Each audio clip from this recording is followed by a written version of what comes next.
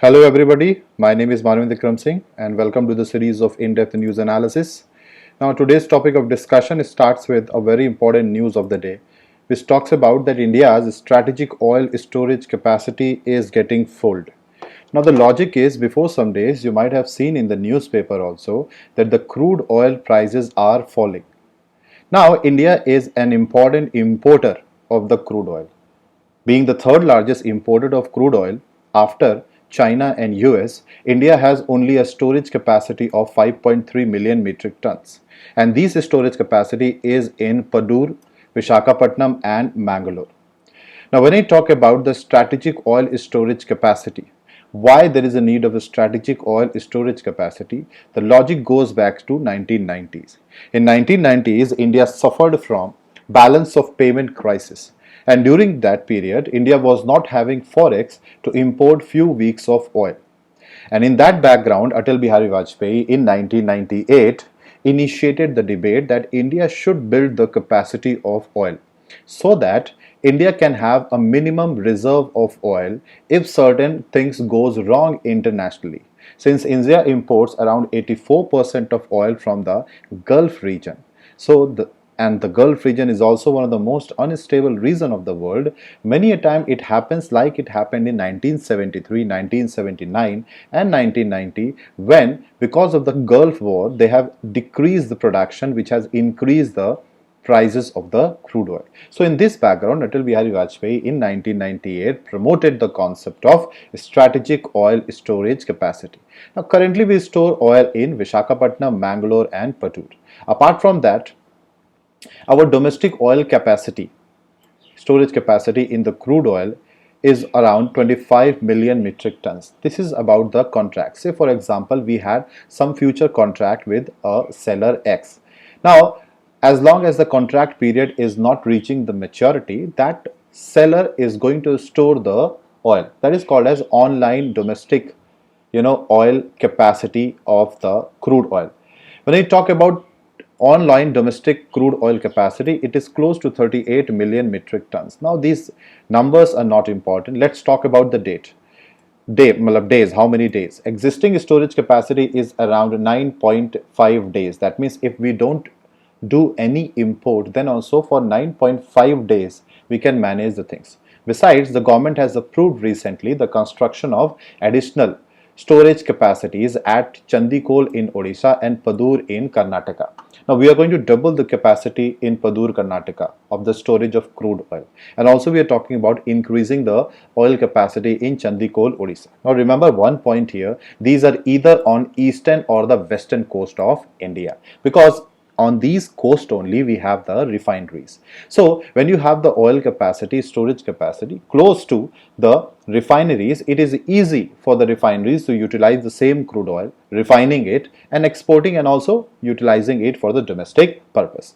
Once the Indian strategic petroleum reserve program is completed, we are building up the storage capacities in the areas like Chandikol and Padur. We are going to have more 12 days of crude storage capacity. That comes out to be 12 plus 9.5, which is close to how much? 21.5. It will be 21.5. That means be close to 22 days of the oil capacity. Now Indian refiners also store the oil and it is close to 65 days. That means totally India will have 87 days of net import strategic oil capacity. Why is it important? Because, according to International Energy Agency, especially after the 1990s oil crisis, it had recommended the member countries to maintain the emergency oil reserves up to 90 days of the net imports. Even if India is going to complete the strategic oil storage capacity, but then also we are going to have only 87 days of import. But primarily I can say one fact that it is better than what we used to have in 1990s. And considering that India imports a lot of oil from outside, now when I talk about the 87 days of the net import, it is close to 18% of the India import. That means if India imports 100 units of oil, the storage capacity of 87 days will be equivalent to around 18% of the imports of India. So from that perspective, it is good. India should work on this, and this is the right time because India is getting the benefit of decreased crude oil prices. Now, when we talk about the oil storage capacity, there can be one question. The question is, once the strategic oil reserves program is completed, arrange the following in order of their capacity to store the crude oil. These are the four places: Padur, yes, Chandikol, Mangalore, and Vishakhapatnam. You have to answer this question according to their decreasing capacity of strategic crude oil, considering the fact India completes the program in the near term. Yes, and this will be close to 18% of our energy requirement, as I was discussing this point also. So that's all about the important news. Now, one fact is, in India, there is Indian Strategic Petrol Reserves Limited. It is an Indian company responsible for maintaining the country's strategic petroleum reserves. Yes, Indian Strategic Petroleum Reserves Limited is wholly owned subsidiary of Oil Industry Development Board, which works under Ministry of Petroleum and Natural Gas. So it is also an important point and fact which you need to consider while reading this news. So all about the news is India is considering to increase the strategic oil capacity, and by mid-May, considering the current capacity, our storage capacity will be full. So it is a policy discourse. We need to create the capacity for the future so that India can fight any instability in the Gulf region, considering the fact that there is a huge rivalry between the shale gas producers of America and Gulf. India will have to look towards Gulf always because of the geographical distance. India cannot go for higher imports from America considering the fact of the geographical distance. So India will have to store the oil capacity, will have to increase the oil capacity, and also you need to answer this question. Now when I talk about the next news of the day, it talks about the credit rating agency. According to Moody, which is an important credit rating agency, it says that in financial year 2021, India's growth will be zero. Now, this credit rating agency has downgraded the India's sovereign rating already, and it is in the process that if India is not going to make certain institutional or fiscal reforms, our rankings will go more bad. India is suffering from COVID crisis, and in this COVID crisis there is a deep slowdown in the growth with only limited prospect is available. Yes, and unless we are going to create stronger outputs and institutional reforms, that means the governance reforms, like UP recently has made certain labor reforms, unless we are going to make some institutional reforms or we are going to show some kind of output, India's credit rating will be go further down. So in this background, now again we need to consider that already there are certain credit rating agencies named as Fitch and also S&P, Standards and Poor. They have also downgraded. Yes, they have also downgraded the India's credit rating, and Moody is also in the process of downgrading the India's credit rating. Now you don't have to learn here about Moody or S&P, or you don't have to learn about Fitch. Why this news is important? This news is important because you need to know about the state of the economy. Now the state of the economy according to the global assessment is not against the state of the economy. Global assessment is according to the conditions, it is according to the research which they conduct according to the situations of India. And currently India is having the severest lockdown in the world. This is the severest lockdown in the world. इतना dangerous national wide lockdown world में नहीं हुआ है, considering the facts that in India more than 95% of the laborers are there in unorganized sector. They depend on the daily wages, and they are highly hit by the lockdown condition in India. When I talk about the unemployment rate in India, it has increased to 27% in May, and there are around 122 million people who have lost their job. Now the government is contemplating the size and the nature of the stimulus package. Already government has announced lakhs of crores of stimulus package, but then also the condition of the Indian economy is not very promising. So in this background, surely Modi is going to probably shift the India's status to more negative, which is going to affect the investor sentiment and FDI in the country. Now, recently, Raghuram Rajan in his LinkedIn account has mentioned something about the situation of the India. And he said that there is a need of monetization of the government deficit. Now, what is monetization? It is printing money. When the government wants to borrow money from the market, government have certain options. One, government can go and borrow the money from the public. Now, this is a redistribution of money. You don't have to create a new money in the economy. But there is one more option that is called as monetization. When I feel that people don't have the savings or their savings are drying out, then in that condition you can go to RBI and RBI can print the money.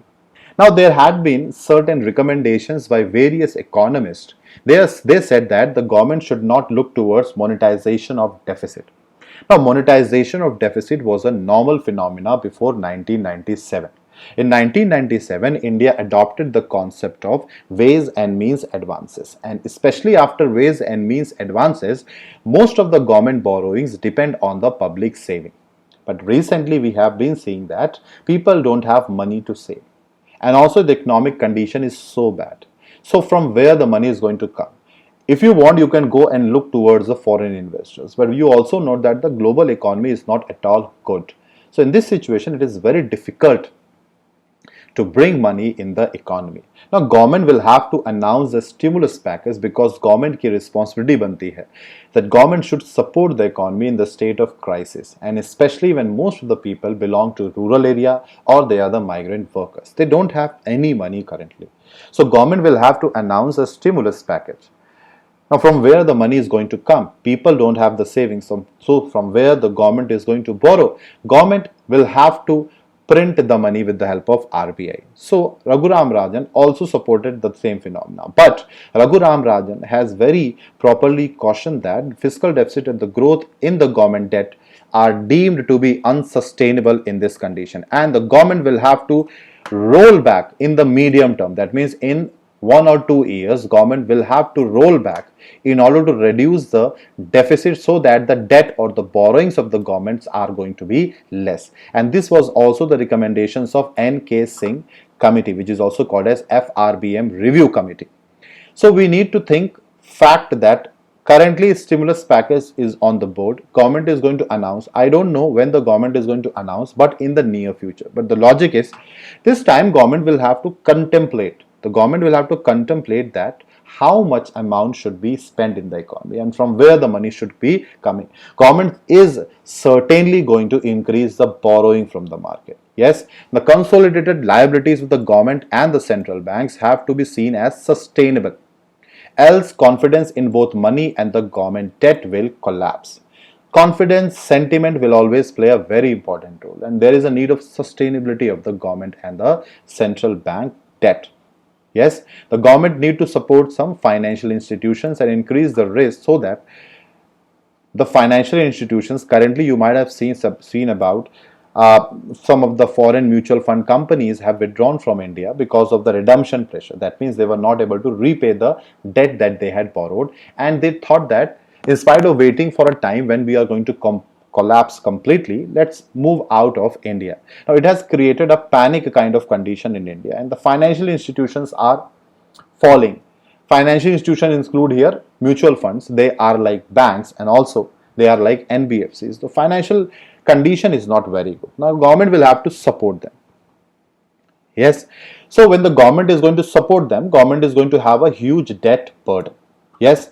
Now government will have to roll back. This is the statement of the Raghuram Rajan that currently you will have a debt, but in the medium term, there is a need that you should roll back your borrowings and make your debt sustainable. Otherwise, you are going to collapse. Yes. Now the last news of the day is RBI. RBI has decreased the yield of 10-year government securities to 5.79. Now, why this news is important? Because it talks about certain phenomena. It talks about the recent intervention of RBI in the economy. It also talks about the government securities. It also talks about the reason for reduction in the yield of the government securities. Now, in this background, I will be discussing about the phenomena which is involved in this news so that you can understand how yield, bond prices and the government security rate of interest play an important role. Now, the first point is RBI has reduced the yield to 5.79%. Here the number 5.79 is not important. Here the term is important that RBI has reduced the 10-year government security rate. Now, what is yield? Yield is the return. It is the return. Like for example, I purchase a bond at 100 rupees and after 1 year I get 110 rupees. That means 10 rupees is my return. This is called as yield. Yield is generally represented as a percentage. In a simple term, it means the difference between selling price and the purchase price. So if I am able to sell the bond at a higher price, then certainly my yield is more. If I want to calculate the yield in percentage, it will comes out to be profit, that is 10, upon my purchasing price, that is the cost price, multiplied by 100, it comes out to be 10%. The yield is 10%. Now, what is happening currently? The most important thing is RBI is an agent of the government, and we know this fact that the government is going to borrow from the market in order to support the stimulus package which is on the board. Then from where the money is going to come? Now there is excess liquidity in the market currently because RBI recently had used certain unconventional monetary policy tools. Now the term unconventional means which had not been used conventionally. Now what is a conventional tool? Repo rate, reverse repo rate, open market operations. These are some kind of conventional tools. Now what is unconventional? Recently you might have heard about the name of LTRO. Yes, long-term repo rate operations. Now, what is long-term repo rate? That means generally the RBI gives loan for less than 1 year, but whenever RBI provides a loan for more than 1 year, particularly 3 years, which is called as medium term, this is called as LTRO, long-term repo rate operations. Yes, so it was not used conventionally. It has been introduced recently considering the fact that India's economic condition is not very good and the monetary policy transmission was not successful. The term monetary policy transmission means here the RBI is making certain policies for the economy. RBI is reducing the repo rates, but the banks are not passing that repo rate to the consumers in the economy or the economy. So if the intention of RBI does not reaches the economy, it is called as lack of monetary policy transmission.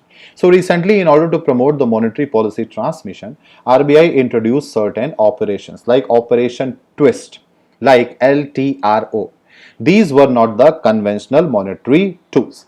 So because of these operations and also because of steep cut in the repo rate in the last 16 months, there is an excess liquidity in the market. But the logic is what? The logic is this liquidity is not going in the economy because there is a lack of trust in the economy.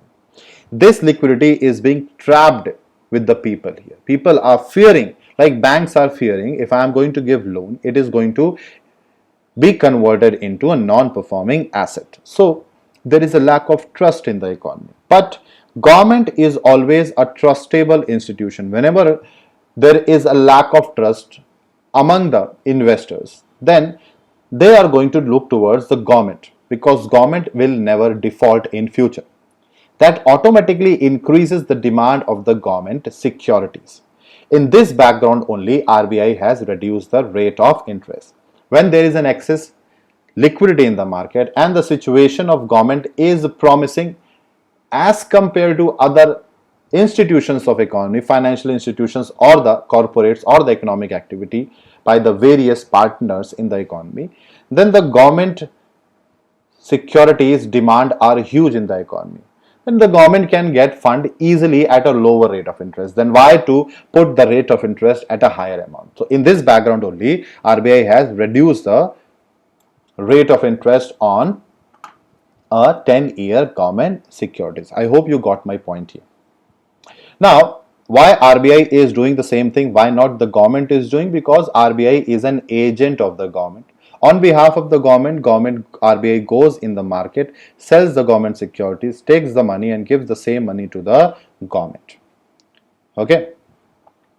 So this is reflective of the central bank's aggressive rate cutting and liquidity injection in the operations, as I have discussed about the fact also LTRO and Operation Twist. There is a strong indication of a strong demand of the government securities. Government is not looking to come out with any fiscal measure anytime soon. That means in the near term, government will not bring.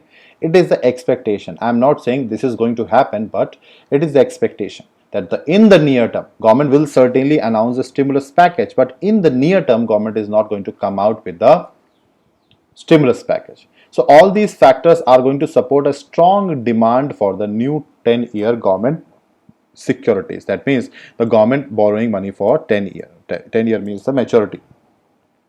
So when the complete economy is failing and government is not in a situation to borrow much in the coming time, then this is only an expectation. I will repeat it once more. We don't know what government is going to do, but there is an expectation that अगर stimulus announce होना होता तो अब तक हो जाता, कुछ दिन बाद होना है तो अभी सेंटिमेंट क्या होगा? Yes, and it is in the background of excess liquidity which is already available in the market. Now, the bond prices and yield, they move in the opposite direction. This is an important fact that we should know. As I said that person A had purchased the bond at 100 rupees and the bond seller promised 10% rate of interest after 1 year. Now, if this is the situation, then after 1 year, certainly this person is going to get 110 rupees. But for getting 110 rupees, he will have to wait for 1 year. What I can do in this situation? In between, if government condition goes wrong, then certainly this investor is going to get panicked because he can face the losses. So he may sell the security of the government if the government is not performing good in the near term before maturity of the period.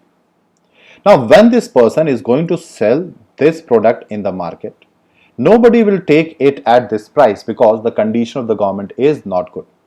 Everybody is going to give a lower price for the bond. Say for example, 90 rupees. Person B is ready to purchase the same thing at 90 rupees.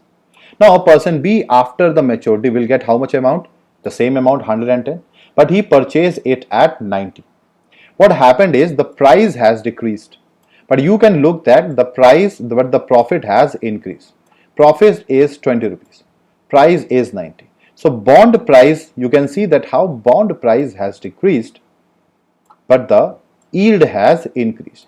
In this background only, this statement has been made that bond prices and yield move in the opposite directions. Yes. Now recently what happened? Recently the RBI has reduced the cut. Recently, just wait for 1 minute. Let me clear it out. Now as I was saying that the bond prices and yield move in opposite direction, I explain also this fact to you. I hope you might have got this point. Now, when I am saying that it is the RBI rate cut action that has brought the yield down. Why the yield has been? Because there is excess money in the market. When there is an excess money in the market, then at that point of time there will be a more demand of the government securities. Yes, because government is stable compared to other actors of the market. Then certainly government is going to get money at a lower rate of interest, and the profit is also called as yield. So that's why the profit will go down. There is still enough room for yields to come more down. This is unprecedented. There is unprecedented liquidity in the system following RBI's unconventional measures, as I have told you, Operation Twist and long-term repo operations. Yes, RBI also have cut the rate of interest by 210 basis point in the last 6 months, which has made available excess liquidity in the market. It has also undertaken several unconventional measures to manage the liquidity and yields for a longer term. Like for example, Operation Twist. What has happened in this Operation Twist is the government had sold the short-term tenor of securities. When I'm going to sell the securities, I'm going to get the money. With the same money, government has purchased the long-term government bonds. So this will increase the money in the long-term government bonds. That means long-term investment will increase at the cost of short-term. This was the problem. Long-term investment was suffering because of the expectation of the upcoming recession because of COVID and also because of the slowdown in the economy. So in this background, RBI did what? RBI sold the short-term securities to get the money, and with the same money, RBI purchased the long-term government bonds, which has increased the demand of the long-term government bonds. Yes, so with this fashion, the money for the long-term government bonds had increased. Operation Twist helps to address the issue of transmission of monetary policy to longer end of the yield curve and bring down the yields. Yes, so this was done in order to bring down the yield in the long term duration. So the whole story is about what? The whole story says that since there is excess money, excess liquidity available in the market, RBI has reduced the 10-year government security rate, that is called as yield also. We have discussed the second point, that bond yield and prices move in opposite direction. Now why RBI has reduced the yield of the government securities? Because RBI does the work of borrowing on behalf of the government. Yes, so RBI decides the rate of interest, and when you have excess money in the market and government is an important actor as compared to all other actors in the economy, excess money, government is strong, then certainly government can get the money at a lower rate of interest. Yes, why there is excess money? Because of Operation Twist and targeted lending term repo rate operations for 3 years. These two are unconventional tools. If RBI is cutting the rates by 200 basic point, it is not an unconventional, it is a conventional tool because repo rate has been used time and again. But long-term repo rate operations and Operation Twist were responsible for increasing the liquidity in the market. I hope you got the point. Yes, so on the basis of this, you will have to do one question. Which of the following statements regarding monetary policy tools are correct? Unconventional tools, repo rate cut in the last few months, and announcing some conventional policies like LTRO and Operation Twist. Operation Twist to increase the investment in the long-term asset. RBI performs the role of borrowing on behalf of the government as an agent only through open market operations, and yield and bond prices are directly proportional to each other. You need to tell which one of the following statements are correct. Yes, that's all for the discussion today. Today's topic was dominated by economics. We have not discussed economic news from the last few days, and that was the reason why I bought only economic news to discuss. I am preparing something on the Visakhapatnam gas leak, but it will take some time. I will surely bring back to you. For the time being, what you need to do is you need to understand the concepts which I mentioned here in this in-depth news analysis, and we'll meet again if I find out some important news for discussion. Till then, read the news properly and don't forget to download this PDF document from the description given below in the YouTube video. Thank you so much. We'll meet again. Thanks for watching.